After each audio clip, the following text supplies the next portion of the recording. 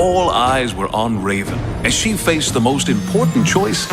Really? You're gonna start there, at Legacy Day? You know, there's only really room for one narrator here. Start at the beginning, where the whole rebel and royal drama began. Oh, fine.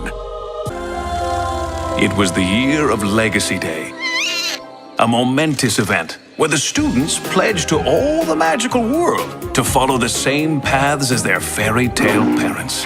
Which they better do, or else. I'm sorry, who's telling this story? If you don't... Would you two stop fighting? And so life for Raven was not easy, feeling alone and isolated. As it should be. She is destined to be evil. Couldn't go 20 seconds without talking, could you? Giles Grimm, the brother of the school's headmaster. The raven flies, the clouds, they sing. But what should happen when the tide rolls in? What will happen, indeed. That's it? That's where you're ending the story? And why are you Not so against wait these until kids it's my choosing turn. their own... I am Apple White, daughter of Snow White, and I am ready to pledge my destiny.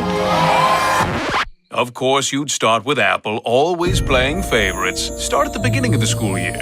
Oh, fine. But what Apple didn't know was that Raven Queen had other plans. That would change the world for the better. For the worse. And so, on the grave portent about to befall Ever After High, Must you always be so dramatic? must you always ruin my ominous endings? I mean, You're always taking the royal. for my ending. Life between the Royals and the Rebels at Ever After High would never be the same after Raven stood up for what she believed. What she believed was wrong. She didn't honor her destiny, she tempted fate. Listen, narrators! We are trying to have a nice moment here. You see what Raven did? This school will never be the same. Exactly, and I think it's a good thing. A very good thing. You can't be serious. There are definitely more rebels at Ever After High than Royals. Wanna bet? What about Apple White? She upholds royal tradition while always being the fairest of them all. Sure, but Rebel Raven Queen happens to be rewriting her destiny. Well, Briar Beauty is a royal through and through. Cerise Hood, total rebel. Blondie Locks, Ashlanella, Cedarwood, Hunter Huntsman. Holly O'Hare. Poppy O'Hare.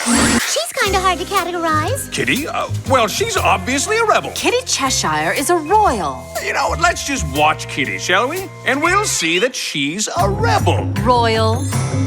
That's Kitty playing on the Royal Croquet team. I'm right. But mixing things up, that's pretty rebellious. Well, there she is having tea with Duchess Swan, who is a royal. In Madeline Hatter's very rebellious Wonderland tea shop. And look, only a rebel would cause this kind of trouble in class. Being mischievous is Kitty following her story, which all good royals do. I'm confused. Are there more rebels or royals? Hey, there's Duchess Swan. Total royal. Oh, yeah? Well, what about Madeline Hatter herself? You can't get any more rebellious than that. Am I right or am I right? I'm right. And so the big day finally arrived. The Throne-coming Bookball Championship. Big day? No.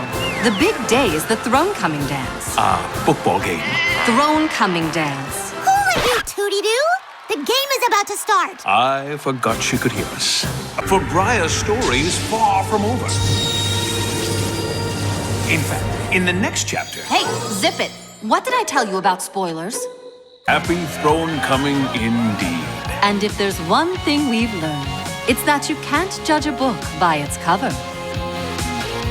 Especially a fairy tale. That's what I just said. Must you clarify every little thing? There's nothing wrong with clarification. Come on.